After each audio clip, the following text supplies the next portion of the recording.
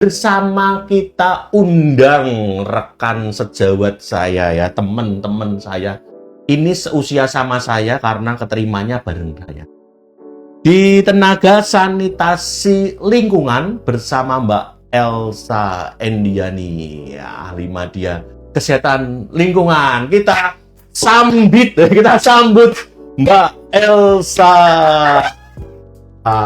Silahkan duduk Mbak. Terima kasih. Selamat siang Mbak Elsa. Selamat siang. Saya manggilnya Mbak Elsa, Mbak N atau Endiani. Ya. Iya, tapi nggak dingin ya? Oh enggak, Enggak. sudah tidak menjadi es. Oh iya, nggak lettit lagi ya? Iya. Siang hari ini Mbak Elsa, saya pengen bertanya dahulu. Mbak Elsa izin, ini kan di Iya, bulan boleh. puasa. Mbak Elsa, apakah berpuasa? Alhamdulillah saya berpuasa. Alhamdulillah, berarti kita tidak perlu mengeluarkan minum di sini. Iya, di siang hari ini, Mbak, ini sudah agak panas di luar, Mbak. Oh iya, Ya. sangat memang. Besok sudah siap? Oh, siap. Kan ada bazar di depan. Oh iya, benar siap berburu ya. Iya. Sudah ada dana-dana yang Iya, disediakan. sudah di checklist gitu ya. Jangan kok udah ada dana, kok saya belum ada dana ya. Dana yang lain. Oh, dana yang lain, baik. Ya, di siang hari ini bersama si Adi kita akan ngobrol-ngobrol, Mbak, tentang faktor yang perlu dikendalikan Oh tentunya. iya, betul. Saya rasa di dunia persilatan ini, karena Rumah Sakit Dr. Adiatma ini berada di pinggir Jalan Raya Pantura Iya, yang sedang dibangun oleh bapak-bapak yang ada di sana. iya. Berada di lingkungan padat penduduk juga. Tentunya faktor itu tidak dapat kita zerokan, pasti Iya, ada betul. dan perlu kita kendalikan. Betul. Masyarakat di luar, sobat si Adi di sana, ingin bertanya, apa sih faktor itu sendiri? Mungkin kita awam ya dengan faktor itu apa, orang-orang masyarakat sekitar itu pasti akan jika kita bertanya tentang itu apa gitu. Kalau sebutan sehari-harinya itu serangga untuk faktor itu. Tapi nggak semua serangga itu bisa menularkan penyakit. Jadi faktor itu ada yang bisa menularkan penyakit. Contoh nyamuk Aedes atau sejenis nyamuk lain. Jika ada pasien atau penderita Aedes yang digigit nyamuk, lalu nyamuk itu menggigit orang yang sehat, orang itu akan terinfeksi. Itu salah satunya juga disebut faktor. Kemudian kecoa itu juga bisa menimbulkan diare, yaitu dari pipisnya itu juga bisa membuat penyakit.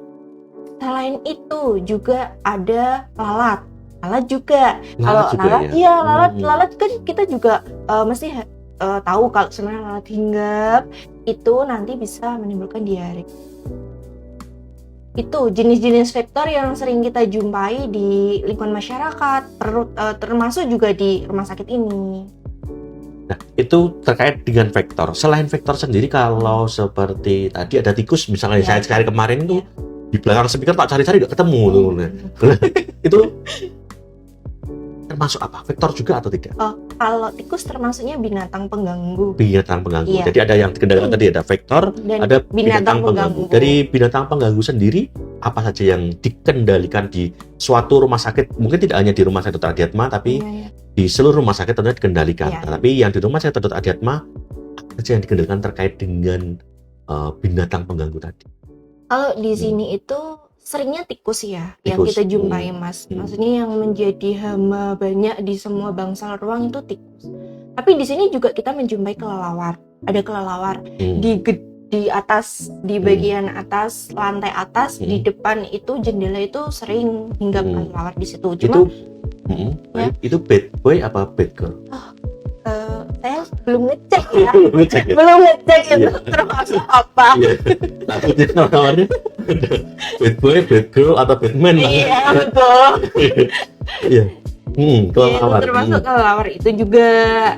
Terus kalau itu kan termasuk binatang pengganggu. Mereka itu dari tikus sendiri. Pipisnya tikus kalau bisa menyemari air bersih itu bisa menyebabkan penyakit leptospirosis. Itu juga bisa kayak menimbulkan demam, penggigil kalau orang yang terkena atau terinfeksi. itu termasuknya binatang pengganggu itu termasuk kucing. Kucing. Sebenarnya kucing itu nggak masuk dalam Permenkes 2 nomor tahun 2003. Itu kan peraturan regulasinya. Regulasinya, Ya. baik. Tapi kita itu dalam akreditasi rumah sakit memang diharuskan kalau seumpama di lingkungan rumah sakit itu tidak boleh ada kucing. Karena dia juga selain estetik, dia juga bisa menimbulkan penyakit kan, karena banyak ya kotoran juga bisa membawa virus dan lain sebagainya. Sedangkan rumah sakit ini itu kan banyak orang sakit, rentan juga daya tahan tubuhnya itu untuk menanggulangi. Nah, kalau pengunjung membawa kucing yang itu kayak Sphinx punya Raditya Dika itu dibawa gitu. Nah, kan takutnya kucingnya di rumah sendirian nggak ada yang jagain gitu. Dia bisa dinyanyikan satu ya mungkin ya. Nanti Penitipan bawa kucing gitu. Iya betul, penitipan kucing. Iya. Nanti bawa itu apa namanya tempatnya gitu. Baik. Ya kan memang di sini tuh kan kita nggak bisa untuk apa ya memastikan dan juga tidak bisa untuk apa kayak pengunjung membawa apa gitu. Tapi kita punya tenaga security terus memberitahu jika di sini itu tidak boleh membawa ini. Karena kita juga di sini kan melarang anak juga di dengan usia di bawah 14 tahun juga masuk rumah sakit ya kan, tujuannya itu agar tidak tertular gitu. Baik, terkait tadi sudah dikendalikan untuk vektor binatang mengganggu. Ada tikus, kucing, terus kelelawar. Apa lagi mungkin yang ditemui, Mbak? Buaya pernah ketemu nggak? Biawak ada. Oh, biawak. Kalau buaya belum pernah ketemu? Belum. Buaya darat? Kalau buaya darat lainnya pernah. Pernah ya. Pernah nemu. Pernah nemuin dia. Iya, yang tiba-tiba ngechat terus dia tiba-tiba ghosting gitu, hilang. Iya, pernah sering gitu ya. Sering ketemu. Iya. Biawak sendiri itu lewat mana? Kan Bonbin Mangkang, kebun binatang Mangkang itu kan jauh ya. Jauh ya. Kan ada Taman Lele dulu, baru kebun binatang Mangkang kan agak jauh. Iya. Mas Oman belum pernah nemuin biawak di sini? Pernah kan? Pernah, itu Pak Ahmad di depan sana ketemu. Biawak Pak Ahmad ya. Selokan, baik. Seringnya itu di sekitar Amaryllis, Dahlia, itu kan ada selokan. Itu sebenarnya selokan itu menghubungkan dari pemukiman warga ke dalam. Baik. Itu dari jalur itu sering ditemukan biawak. Ada yang kecil, ada yang besar. Malah kemarin tuh Comodo berarti kalau besar. Iya, Comodo. Ya. Kalau kecil ya, besar Comodo. Kita pernah nemuin dia masuk ke rawat jalan. Oh, jangan-jangan dia ikut periksa dia. Periksa pengen itu ke polikulit. Iya. Mungkin dia diselokan kena apa rangen atau apa gitu dia.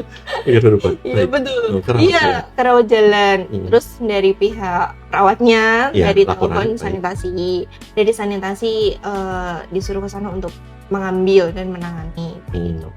Tapi kalau seumpama sanitasi itu kan kalau saya sendiri kadang takut ya Mas melihat biawak. Paling saya itu mengajak rekan untuk menangkap itu dimasukkan di baik. Perlu telepon Pak Ade mungkin? Perlu ya. Jika pernah. Tapi bukan biawak. Lah apa? Buaya dari tadi.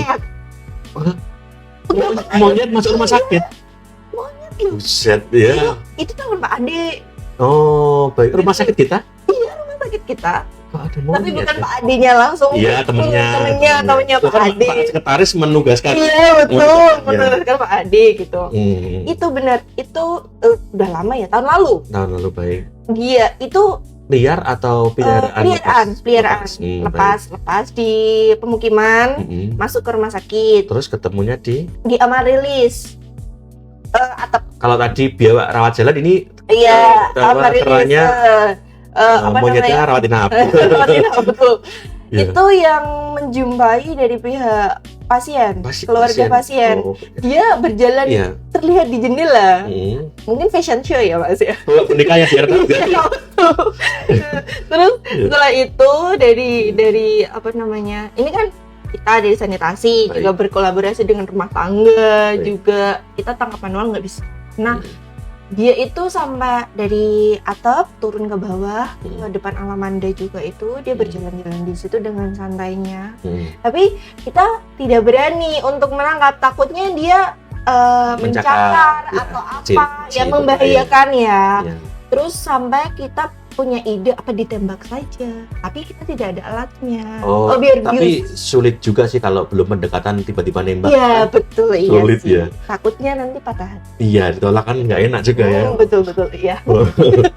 Ya, berarti itu meminta tolong untuk petugas yang betul. lebih kompeten di Iya bidangnya. betul. Terus akhirnya kita telepon yang temennya Pak Adi. Baik.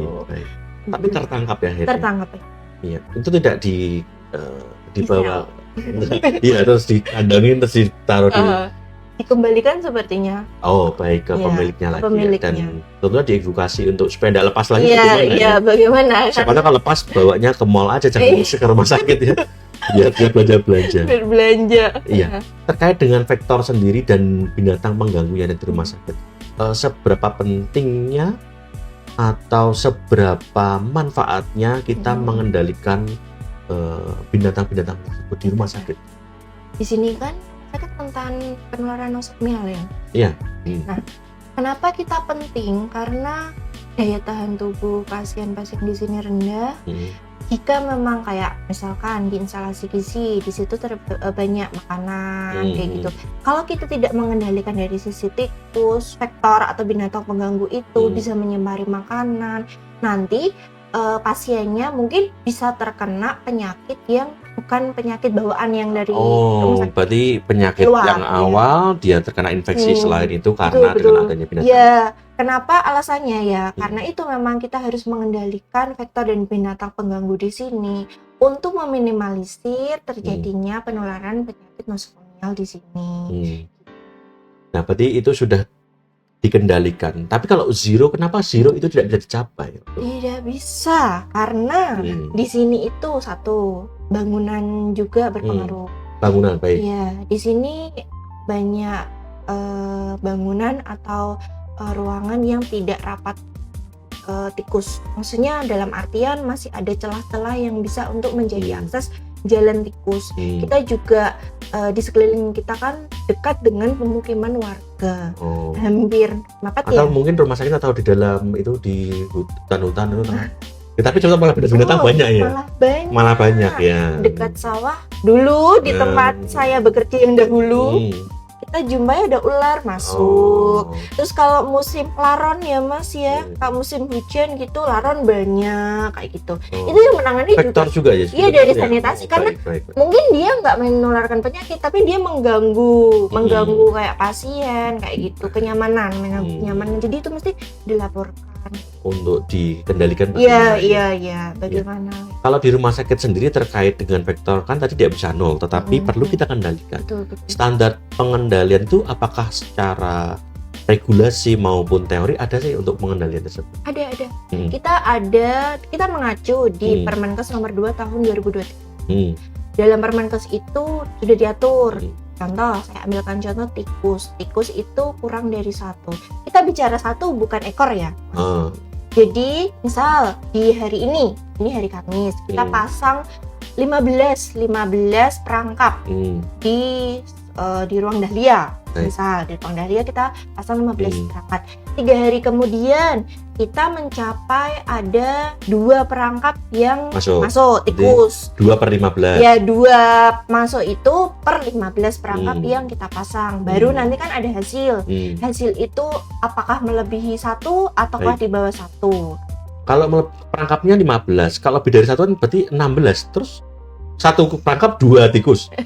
Bisa jadi. Bisa jadi kan kalau dia couple. Iya, pasangan kan bisa masuk. Berarti 1,1 per 15. Iya, betul. Double apalagi kalau sudah berbuati.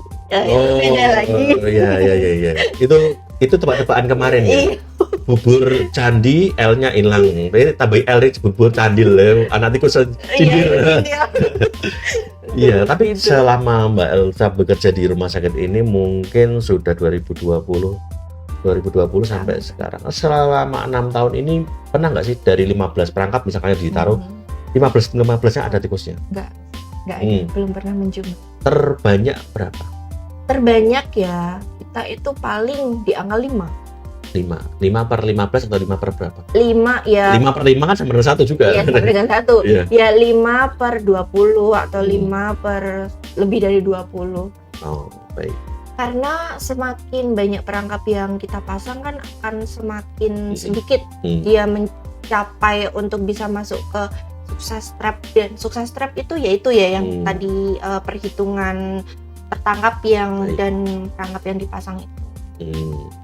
Kalau terkait dengan tadi ada dahlia, ada amaryllis, area tersendiri apakah terbagi ya untuk penanganan vektor maupun binatang pengganggu ini tadi? Diareakan apa tidak? Kalau area tidak, tapi kita sistemkan dengan jadwal. Jadwalan. Iya, jadi dalam 1 bulan, dalam satu minggu itu ada berapa ruang yang harus dipasang. Harus ada berapa bangsal yang dipasang. Tapi kita wajib dalam 1 bulan itu memasang di gizi. Oh, karena banyak makanan. Betul. Baik. Betul. Jadi kecoa dan tikus itu wajib kita pasang di gizi. Untuk dalam setiap bulannya mau berganti-ganti ruang itu wajib di gizi wajib. Dan itu harus dilakukan setiap minggu. Kalau area yang berpotensi bisa tumbuhnya vektor maupun berkembangnya, kalau tumbuh kan tanaman ya, berkembang ya. Berkembang itu juga tanaman. Beranak ya. Iya, kan beranak ya.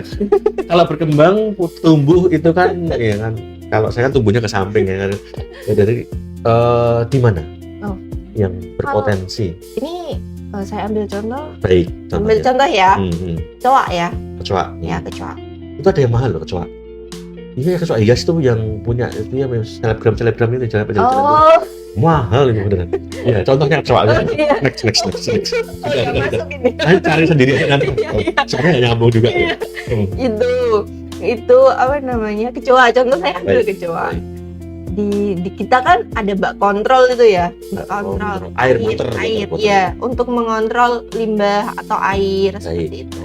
Nah, di situ itu tempat berkembang biaknya kecoa sangat mudah, lembab.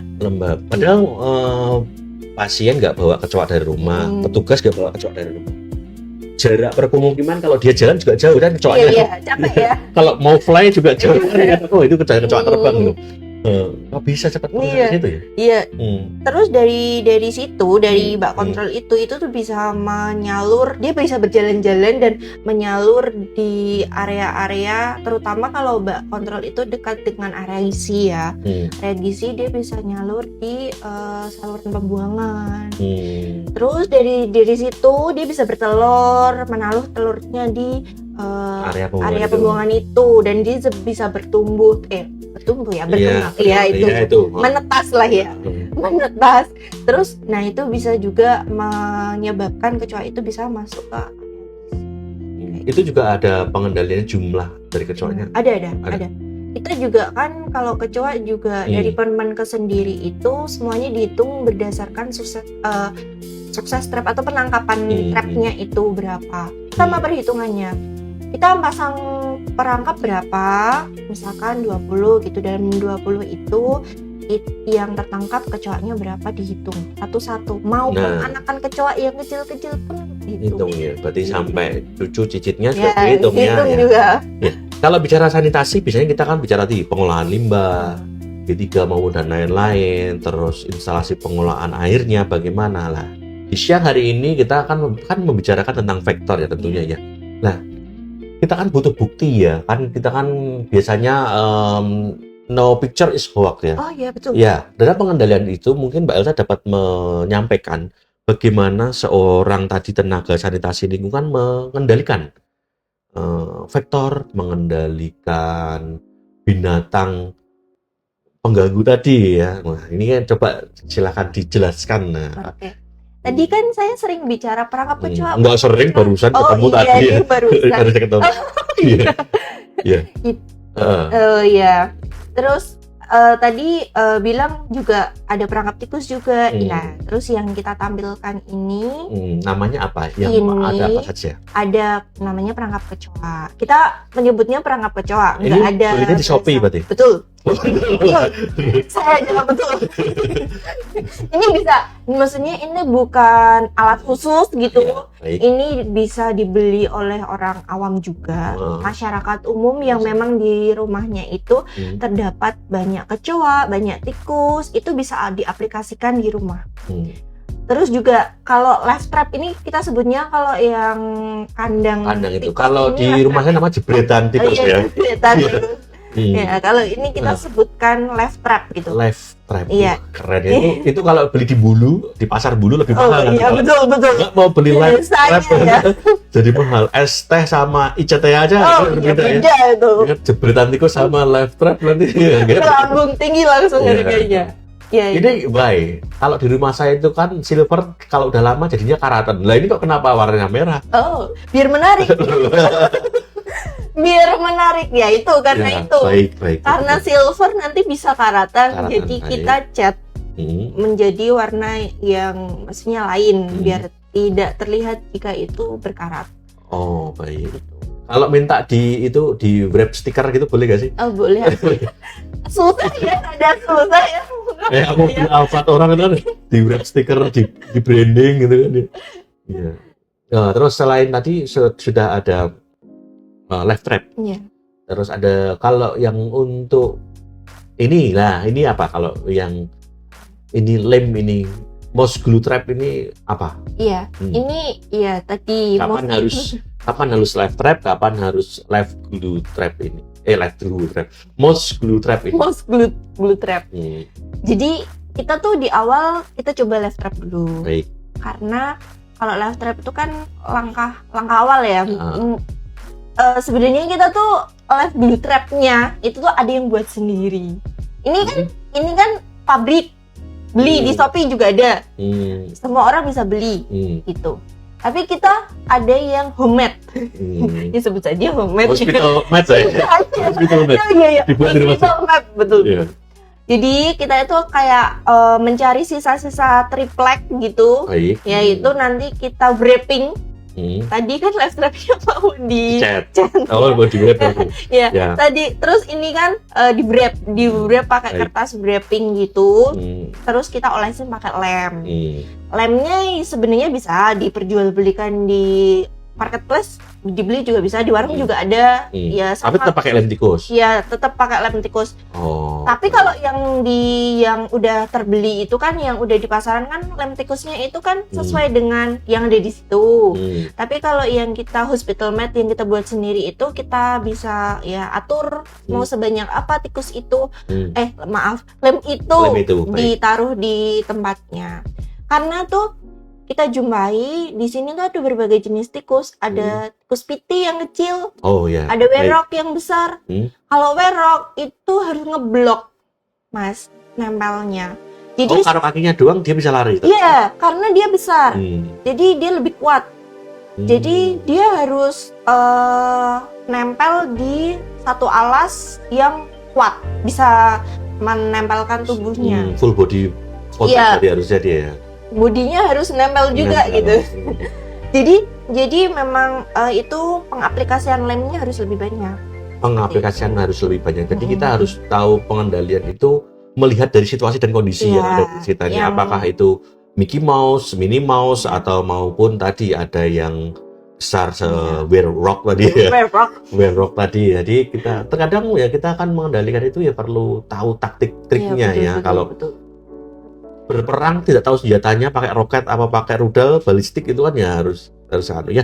Terkait dengan tadi bagaimana seorang tenaga kesehatan sendiri kan sudah menemukan, tentunya itu sebagai bukti tadi ada itu ada buktinya, foto tadi. Ada bukti. Bagaimana pelaporan itu kita lakukan, bagaimana pelaporannya, cara pelaporan dari tim tenaga sanitasi lingkungan tadi. Ya, evaluasi ya berarti ya maksudnya ya.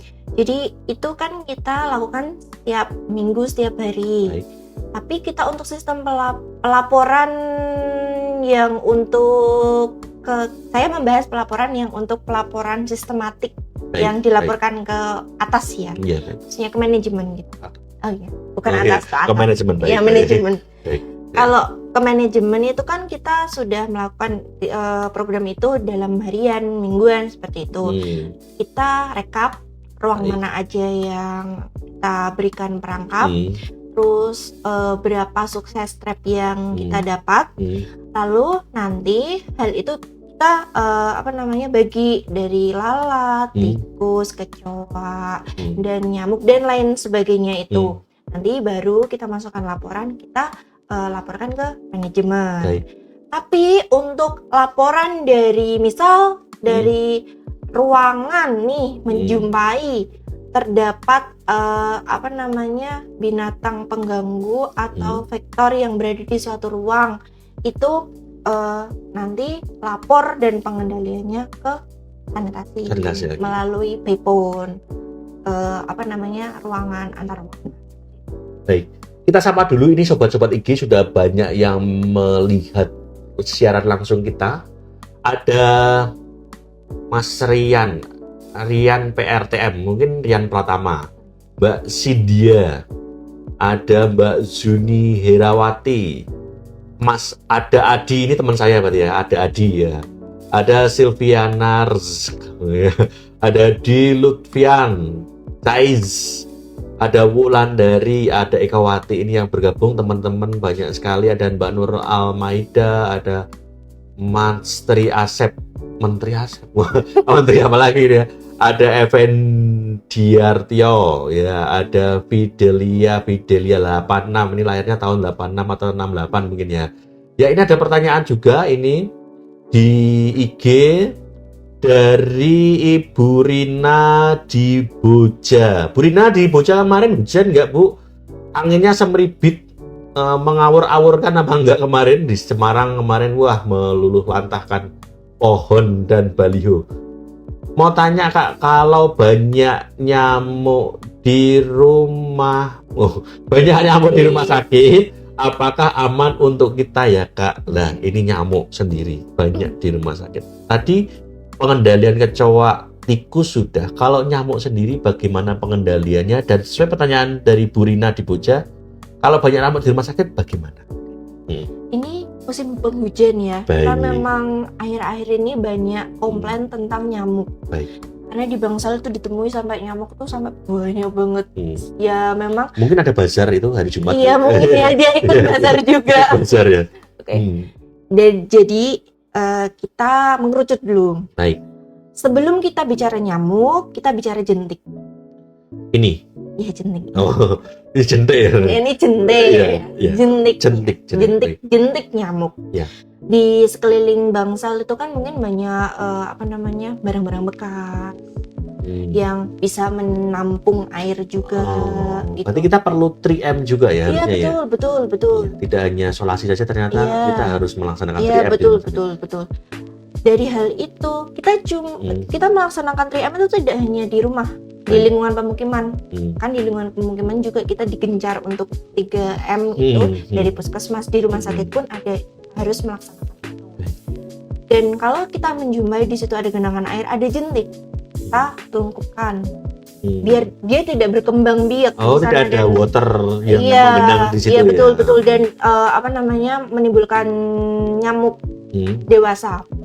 Terus jika itu air tapi tidak mengalir dan tidak menjadi perindukan jentiknya. Aku kira perindukan, perindukan ya. Perindukan gitu. Ya. Baik. Itu kalau karena memang air itu sudah tidak bisa dialirkan atau masih menggenang, kita kemarin tuh ada komplain di belakang Amarilis. Selokannya itu kan memang belakang Amarilis kamar mayat loh, berarti loh. Bukan sebelum kamar mayat. Sebelum kamar mayat. Di belakang genset. Iya, sebelum depannya genset itu bawah kan genset nih, kita turun tangga. Terus bawahnya ada selokan belakang Amarilis pas gitu. Ya, baik.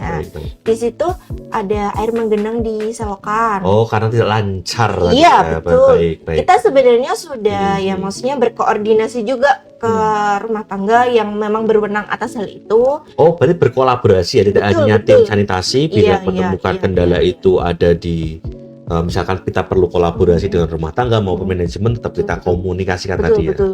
Baik. Terus karena hal itu kita naruh abato. Karena mungkin memang air itu ada saluran yang mungkin belum lancar atau bagaimana konstruksinya seperti itu. Jadi untuk pengendalian kita kayak air-air yang memang ada potensi menjadi perkembangbiakan itu kita taruh abazok kayak gitu. Terus tadi pertanyaannya aman tidak kalau nyamuk itu berada di bangsal atau ruangan gitu kan? Ya memang jika memang itu terlalu banyak dan menimbulkan ketidaknyamanan ya memang dirasa tidak aman. Gitu. Itu juga ada standarnya? Iya ada standarnya. Kalau standar nyamuk itu lebih banyak ya Mas, kayak ABJ, ada Manristing, ada banyak istilahnya. Nah, bahasa awamnya untuk teman-teman atau sobat si Adi yang ada di rumah terkait dengan itu, bahasa awamnya apa untuk pengendalian dari? Kalau kayak misalkan saya ambil contoh ABJ ya. ABJ. Angka bebas jenik. Oh, angka. Gitu. Saya kira yang jual toko bangunan itu. Iya. Oke, kita ambil contoh ABJ gitu. Di dalam satu ruang itu kan ada bangsal itu ada kamar 1 sampai kamar sekian belas kayak gitu. Di situ juga ada bak mandinya atau ada airnya. Kita dicek satu-satu. Jika memang di situ ada 12 kamar misalkan, di dalam 12 kamar itu ada 10 yang negatif, 2 positif. Nanti perhitungannya 10 negatif itu dibagi jumlah semua kamar.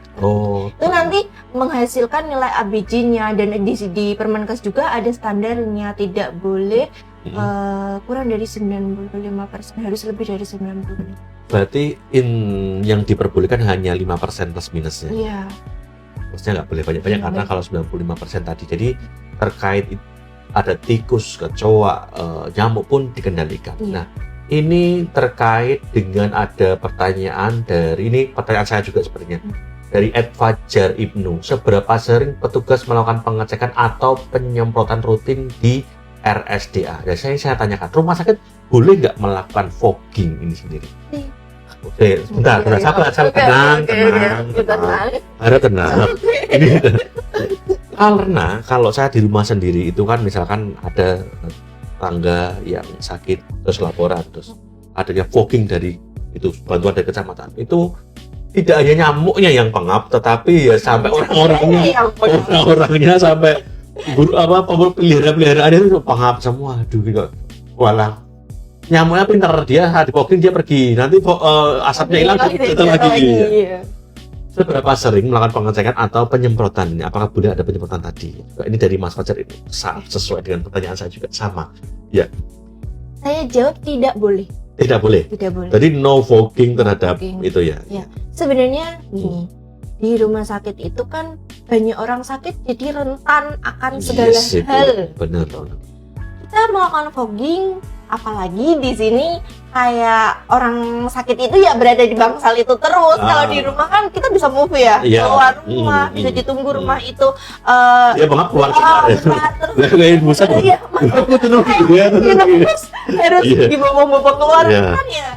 Itu sangat amat repot ya, dan juga riskan juga sama orang-orang yang sakit di situ, karena kita tidak tahu sakitnya parah tidak, dia lemas tidak. Makanya itu kita tidak boleh melakukan fogging di rumah sakit.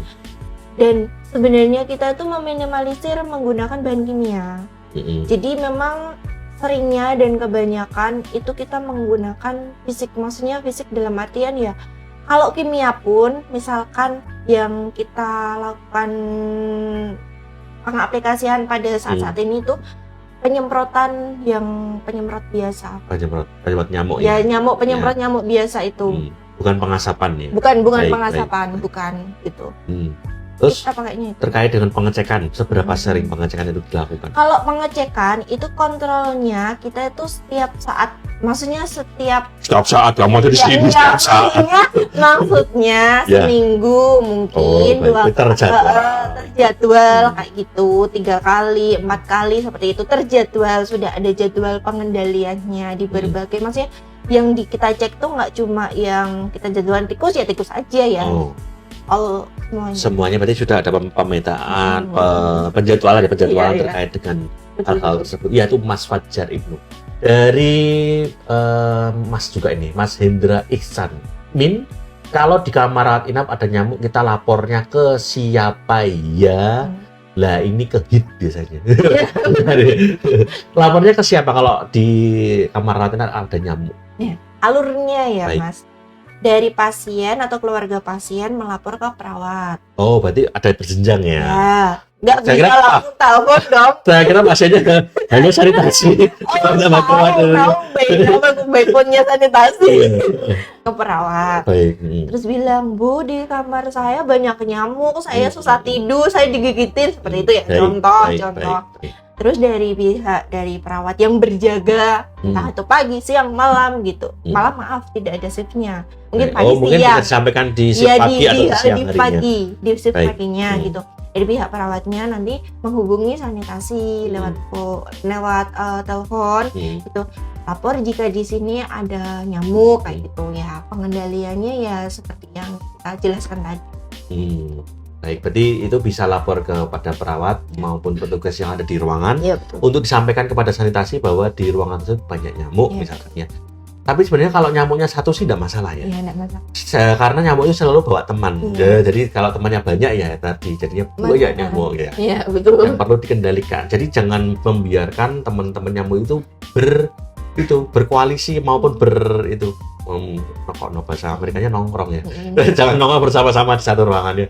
Dibagi misalkan shift ini kamu nyamuk di bagian Amarnis, nyamuk di Alamanda Iya, gitu. Ya, biar Tidak hubungan. ya terdispersi secara merata ya. Maunya seperti itu. Saya Iya, juga maunya seperti iya. itu. Nah, jadi kan siapa tahu nanti kalau pada saat operasi shift baru mereka berkumpul ya gitu. Lapor gitu ya. Gitu. Itu tadi dari IG, ini juga ada dari DM TikTok. Bener nggak sih kalau Banyak. tanaman di area rumah sakit bisa jadi sarang nyamuk yang berbahaya bagi pasien? Ini terkait dengan tanaman. Kita juga kemarin alhamdulillah rumah sakit di sini kemarin yang ada terbang itu ya penutup. Oh iya. Sayang ya. Iya. Kalau tanaman ada yang ambruk, tapi di salah satu beberapa rumah sakit ada tanaman yang ambruk ya. Bahkan tanaman yang sudah besar sekali juga bisa ambruk. Ya, Oke. terkait dengan tanaman. Saya jelaskan. Hmm. Saya ambil contoh di satu ruang. Baik. Di anggrek. Lu malah disebutkan namanya. Oh, Ruangan A ya. anggrek, bukan Iya. tanaman anggrek. Iya, iya. Ya, ruang Ruang anggrek. anggrek, baik. Di situ kan banyak taman di sekelilingnya. Hmm. Nah, di sekeliling taman itu kan Itu kolam masih ada ya depannya? sudah tidak ada Oh, air. ya, baik. Saya kira kalau ada kolam juga airnya kan juga. Iya, iya. Heeh. Sudah tidak ada air. Baik. Jika memang sebenarnya ini kita Hmm. mengarahnya juga berkolaborasi dengan cleaning service bagian taman. Jika memang kalau terlalu rungkut, kita bahas punya rungkut ya. Rungkut itu kan sangat Oh. amat rimbun Iya, dan lebih dari rimbun ya. ya lebih dari rimbun Iya, dan baik. gelap dan lembab kayak gitu. Hmm. Itu bisa menjadi perindukan nyamuk dan memang Berarti itu sisi gelap rumah sakit ya? Oh, bukan Oh, ya. bukan. Saya kira gelap sisi gelap rumah sakit. bisa menimbulkan banyak nyamuk berkembang biak. Baik. Jadi makanya kita bekerja sama atau berkolaborasi dengan cleaning service itu jika taman-taman itu memang namanya sudah rungkut, sudah rimbun gitu, kita lakukan pemangkasan kayak gitu. Jika ya untuk menanggulangi hal-hal seperti ini, kita tidak memberi akses atau memberikan suatu tempat untuk nyamuk itu berkembang biak. Ya, jadi kerjasama tadi ada bekerjasama dengan rumah tangga. Ini bekerjasama dengan cleaning service tentunya di rumah sakit ini dengan pihak ketiga. Di pertemuan-pertemuan yang akan datang, mungkin kita akan bahas itu juga ya Mbak, terkait dengan kerjasama dengan kebersihan dengan pihak ketiga. Seperti apa sih yang perlu dibersihkan, apa yang perlu dibersihkan. Nah, itu nanti di lain kesempatan. Sebenarnya kalau di Vektor ini sudah cukup lama kita sampai ini lebih dari setengah jam ya, katanya nggak apa-apa. Ya, ini terkait dengan evaluasi pengendalian Vektor. Evaluasi yang dilakukan terhadap binatang pengganggu yang sudah berjalan. Bagaimana Rumah Sakit Dr. Adiatma ini menjamin supaya tetap terkendali, supaya rumah sakit tetap bersih, sehat, pasien yang dirawat cepat sembuh. Bagaimana ya? Oke, kita tadi kan memang ada evaluasi yang rutin harian, pengecekan sesuai dengan perangkap yang kita pasang atau inspeksi ya tadi yang di berbagai ruang mengenai jentik dan nyamuk. Satu, kita melakukan itu, maksudnya inspeksi per harinya atau per minggunya seperti itu. Jika memang dirasa kita perlu bantuan di pihak lain, misalkan kita menemukan nih kita nggak bisa, kayak kemarin kejadian nyamuk banyak, itu juga ada berbagai macam barang-barang tidak terpakai. Nah, berarti perlunya koordinasi Ya, tadi betul. Di belakang bangsal atau ruang kita koordinasi dengan pihak rumah tangga untuk barang itu dipindah. Mengkondisikan Ya. supaya memang tidak menjadi tempat nyamuk tadi ya. Betul. Terus misalkan di suatu ruang itu terdapat ada lubang atau jalan tikus, kalau kita bisa menangani dan bisa menutup itu, kita tutup sendiri.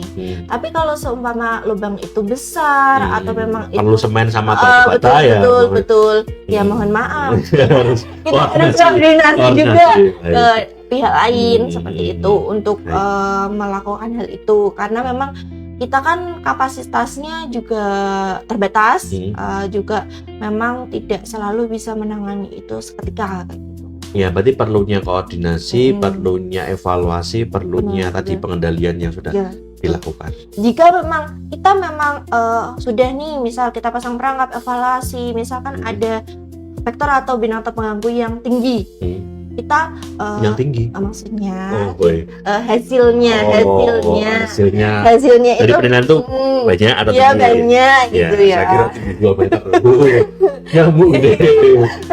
Itu kita evaluasi apa yang terjadi, jalan tikusnya di mana, misal jalan tikusnya gimana, ataukah di situ banyak menyimpan makanan, kita edukasi lah pemilik ruangan itu dari pemilik.